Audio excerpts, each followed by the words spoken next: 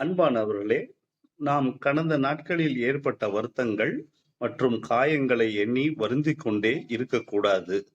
பூர்வ காலங்களை நினைக்க வேண்டாம். கர்த்தர் புதிய காரியங்களை செய்கிறார் என்பதை உணருங்கள். அவர் வனாந்தரத்திலே வழிகளையும் அவாந்தர வெளியிலே ஆறுகளையும் உண்டாக்குகிறார்.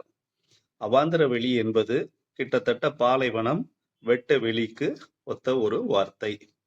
அதாவது நாம் இதன் மூலம் என்னத்தை உணர்ந்து கொள்கிறோம் என்றால், அவர் முடியாத எந்த காரியத்தையும் முடித்து நமக்கு சாதகமான சூழ்நிலைகளை உண்டாக்குகிறார்.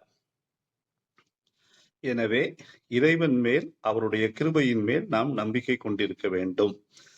கிறிஸ்துவின் கிருபையால் மூடப்பட்டிருக்கிற அவருடைய பிள்ளைகளாகிய நாம் பழைய காயங்கள், குற்ற உணர்வுகள், வலி, வேதனைகள் இவற்றிலிருந்து விடுபட்டு அவர் மூலம் அவரிலே நம்பிக்கை கொள்வோம். ஆங்கில எண்ணம் வடிவம் திருமதி அன்னா ரஞ்சித் அவர்கள். இந்த நாள் இனிய நாளாய் எந்தவித குற்ற உணர்வுகளும் இல்லாமல் நாம் எதிர்காலத்தை நம்பிக்கையோடு மேற்கொள்வோம்.